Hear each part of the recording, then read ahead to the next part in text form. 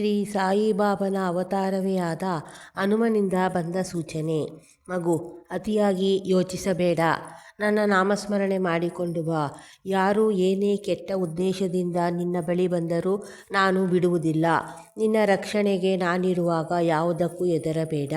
ನೀನು ಸುರಕ್ಷಿತವಾಗಿರುವೆ. ನನ್ನ ರಕ್ಷಕ ಕವಚದಲ್ಲಿ ನೀನು ಇರುವೆ. ಮಗು, ನಿನಗೆ ಸಾಯಿ ಕೊಡುತ್ತಿರುವ ಸಂದೇಶ. ಬಾಬಾ, ನಿನ್ನ ಜೀವನದಲ್ಲಿ ಸಮಸ್ಯೆಗಳಲ್ಲಿ ಒಂದನ್ನು ಪರಿಹರಿಸುತ್ತೇನೆ. ಮಗುವೆ, ನೀನು ನನ್ನ ಶಕ್ತಿಯೊಂದಿಗೆ ಸಂಪರ್ಕ ಹೊಂದಿರುವೆ. ಹಾಗಾಗಿ ನಿನಗೆ ನಿನ್ನ ಮನಸ್ಸಿನ ಸ್ಥಿತಿ ಬದಲಾಗಿ ಈ ಬಾಬಾರವರು ಒಂದು ಅದ್ಭುತ ಬದಲಾವಣೆ ಮಾಡಲಿದ್ದಾರೆ. ನಿನ್ನ ಜೀವನದಲ್ಲಿ ಚಮತ್ಕಾರಗಳನ್ನು ಮಾಡುತ್ತಿದ್ದಾರೆ. ನಿನ್ನಲ್ಲಿ ಒಂದು ಅದ್ಭುತ ಬದಲಾವಣೆಯನ್ನು ತರುತ್ತಿದ್ದಾರೆ. ನೋವನ್ನು ಬಿಡು ಮಗು, ನಿನ್ನ ಯೋಚನೆಯನ್ನು ತ್ಯಜಿಸು. ಈ ಮೂಲಕ ಬಾಬಾ ಒಂದು ಸಂದೇಶವನ್ನು ನೀಡಿದ್ದಾರೆ.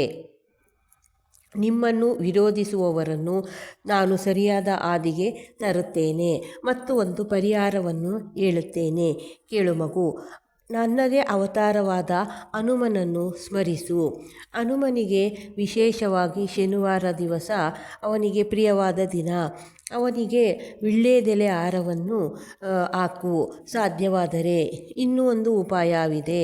ಅದು ಏನೆಂದರೆ, ವೀಳ್ಯದೆಲೆಯ ಮೇಲೆ ಚಂದನದಿಂದ, ಅಂದರೆ ಕೇಸರಿ, ಚಂದ್ರ ಇವುಗಳನ್ನು ಹಾಲಿನಲ್ಲಿ ಕಲಸಿ ತುಳಸಿ ಕಡ್ಡಿಯಿಂದ ಓಂ ಶ್ರೀರಾಮ ಎಂದು 12 ವೀಳ್ಯದೆಲೆ ಮೇಲೆ ಬರೆದು, ಅಂದಾಜು ಒಂದು 18 ಶನಿವಾರದಂದು ಈ ರೀತಿ ಬರೆದು ಅದನ್ನು ಹನುಮನ ದೇವಾಲಯಕ್ಕೆ ಕೊಟ್ಟು ಬರುವುದರಿಂದ ನಿಮ್ಮ ಯಾವುದೇ ಸಮಸ್ಯೆ ಇರಲಿ, ಭೂಮಿಗೆ ಇರಲಿ, ಭೂಮಿ ಸಮಸ್ಯೆ ಇರಲಿ, ಸೈಟುಗೆ ಸಂಬಂಧಪಟ್ಟಿದ್ದೇ ಇರಲಿ, ಜಮೀನಿನ ವಿಚಾರವೇ ಆಗಲಿ, ಸಾಲ ಮುಂತಾದ ಸಮಸ್ಯೆಗಳಿಗೆ ಪರಿಹಾರವಾಗುತ್ತದೆ.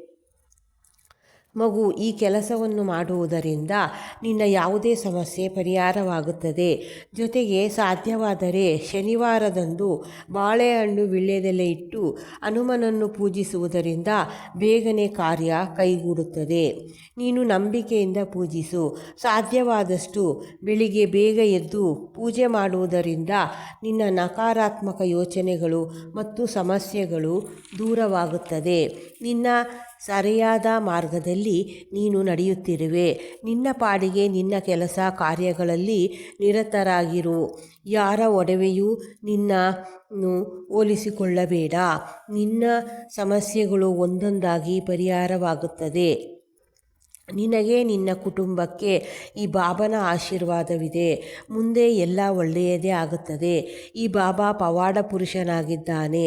ಇದನ್ನು ನಂಬು. ಓಂ ಸಾಯಿರಾಮ್.